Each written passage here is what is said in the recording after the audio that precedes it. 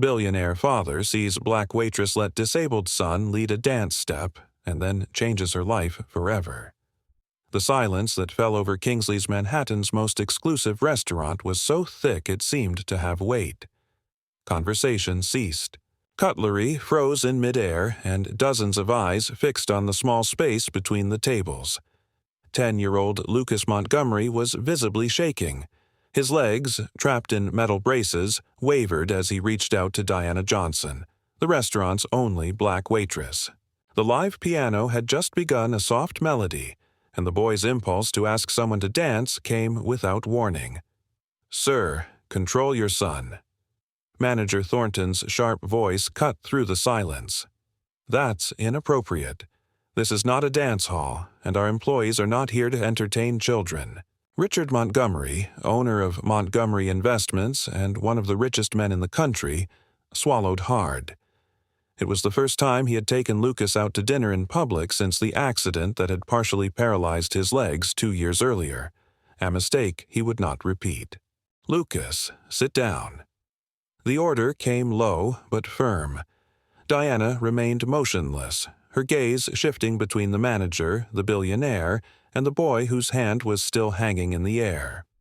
In her 5 years working there, she had learned to become invisible, especially to customers like Montgomery. "Mr. Thornton, I'm leaving. My shift is over." Her voice sounded calm as she removed her apron and placed it on the tray. Then, to everyone's amazement, she smiled at Lucas and took his hand. "I can't dance in an apron." Richard stood up abruptly. "What do you think you're doing?"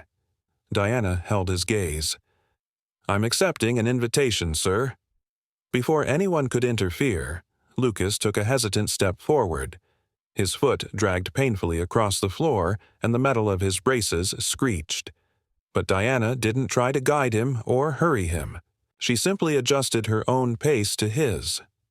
"She's getting fired tomorrow," whispered a woman at the next table. Richard watched, paralyzed. A sudden memory struck him. Elizabeth, his late wife, dancing with Lucas in the living room. "It's not about perfection," she had said. "It's about connection." As Diana followed Lucas's clumsy steps, something in the boy's eyes changed. Fear gave way to intense concentration. Shame gave way to shy pride. For the first time since the accident, he wasn't being guided, helped, or corrected. He was leading. "Mr. Montgomery," the manager's voice interrupted his thoughts. "I can assure you this will never happen again. She will be properly disciplined." Richard didn't respond. The entire restaurant seemed to wait for his reaction. After all, a man of his power could end anyone's career with a single word. Employees stopped what they were doing. Other customers watched with morbid curiosity. Lucas's smile, however, was the only sound that echoed in his mind. Diana led the boy back to the table after 3 dance steps. "Thank you for asking me out," she said formally, as if speaking to an adult. "It was an honor." When she turned to leave, Richard stopped her. "Wait." His voice sounded different, almost unrecognizable to himself. "What's your full name?" "Diana Johnson, sir." Richard nodded slowly. "Diana Johnson," he repeated as if memorizing it. Then he took a card from inside his jacket and held it out to her. "My office. Tomorrow at 10 a.m. The entire restaurant held its breath. Diana accepted the card without showing any emotion, but her hand trembled slightly. "Dad," Lucas called as she walked away. "Why did you do that?" The question hung in the air like an accusation. Richard watched his son and for a brief moment saw not just the child Elizabeth had left in his care, but a complete human being whose wants and needs he had systematically ignored for 2 years. As dinner proceeded in awkward silence, no one noticed Diana's glance before she left. Not out of fear or resignation, but out of a calm determination that contrasted with the storm brewing in Richard Montgomery's eyes.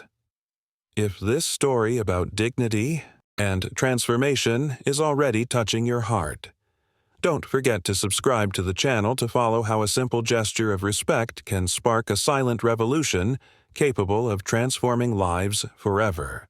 The lobby of Montgomery Tower sparkled with its glass and marble walls, reflecting the morning sunlight. Diana Johnson immediately felt out of place in her best outfit, a navy blue skirt and white blouse bought on sale. The people passing by. Her war clothes that probably cost more than her monthly rent. "Diana Johnson, to see Mr. Montgomery," she said to the receptionist, who examined her with a clinical gaze before making a call. "18th floor, Miss Winters will see you." In the elevator, Diana took a deep breath, clutching her worn purse to her chest. It wasn't fear she felt. It was a quiet determination that came from having faced worse, much worse. Miss Winters was a woman in her 40s with a sharp gaze and impeccable posture. "Mr. Montgomery is in a conference call. Please follow me." As she walked through the mirrored hallways, Diana felt the curious stares of the employees. A black woman being escorted through the executive offices was a rare enough occurrence to cause speculation. "He had you fired, didn't he?" Winters asked suddenly when they were alone in a waiting room. "It happens. Powerful clients call and people like you lose their jobs. People like me. You know what I mean?" Winters adjusted her glasses. "Employees who don't know their place." Diana smiled, not amused. And where exactly would that be? Before Winters could answer, her phone rang. "He'll see you now." Richard Montgomery's office took up half the floor. Through the floor-to-ceiling windows, Manhattan looked like a distant playground. The man stood, gazing out at the city as if it were his personal property. "Mr. Montgomery," Diana greeted him formally. Richard turned, his face a mask of studied control. "Miss Johnson, thank you for coming." He pointed to a chair. "Please." The silence that followed was calculated, a tactic Diana recognized immediately. It was the kind of silence designed to make nervous people talk too much, incriminate themselves. "Do you have a background?" Richard finally asked. "Excuse me, education, college." Diana kept her gaze steady. Bachelor's degree in child development from NYU. Incomplete master's degree in special education. Something flashed across Richard's face. "Surprise, perhaps? And you work as a waitress." "I work 3 jobs, actually. The restaurant, a bookstore on weekends, and as a tutor when I can get students." Richard moved to her table, picking up a folder. "I did some research on you, Miss Johnson. I wanted to understand who the person was, who," he hesitated, "danced with my son." He opened the folder, revealing printed photos of a community center.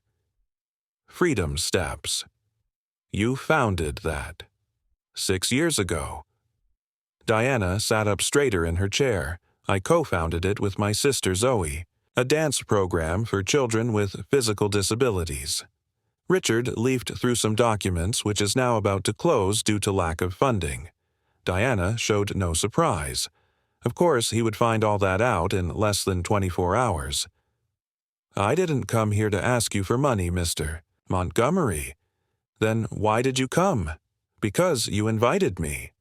Richard laughed softly, a joyless sound. "Fair enough." He stood up again, restless. "I want you to work for me." Diana blinked, genuinely taken aback as a waitress in your house. Richard's face hardened. "As a therapeutic companion for Lucas." Hisson's name seemed difficult for him to say. Diana noticed how his eyes momentarily drifted to a photo on the table. A smiling woman holding a baby. "I have the best specialists in the country," Richard continued. "Physical therapists, neurologists, psychologists. But what you did yesterday," he paused as if the words betrayed him. "It was just a dance, Mr. Montgomery. It was the first time I've seen him smile since the accident." The admission was painful. "I don't want a dancer for my son. I want someone who can do what you did. Follow, not lead." Diana studied the man in front of her. Beneath the facade of power and control, she saw what others might not. A desperate, lost father. I can pay you 5 times what you're making now." Diana stood up. "No." Richard looked shocked, like someone unaccustomed to hearing that word. "I don't work for people who see only my color or my social class before they see my competence," she explained calmly. "And I definitely don't work for people who try to buy solutions to emotional problems." Richard's face flushed. "You're turning down an offer that would solve your financial problems out of pride, out of dignity," Diana corrected, "and because your son deserves more than someone hired to pretend to care." She walked to the door, then paused. "Lucas doesn't need more experts. He needs space to lead his own life." "You don't know my son." "No," Diana agreed, "but I know people like him. People whose physical limitations are nothing compared to the invisible cages we build around them." She took a card from her purse and placed it on the table. "Freedom Steps classes on Tuesdays and Thursdays, 400 p.m. If you'd like to bring Lucas, the first class is free." As Diana left, she passed Winters, who had obviously been listening behind the door. "You just turned down an offer from Richard Montgomery," she whispered incredulously. "Are you crazy?" Diana smiled. "Maybe, but I'd rather be crazy than be property." The following Wednesday, Diana was at the reception desk of the community center when Zoe, her sister and co-founder of the project, came running up. "There's a Bentley parked outside," she whispered, nervously adjusting her hijab, "and you won't believe who's inside." Through the window, Diana saw the luxurious car. Lucas was in the back seat, looking anxiously out the window. Richard remained in the driver's seat, his hands still on the steering wheel as if fighting an internal battle. "He's not coming in,"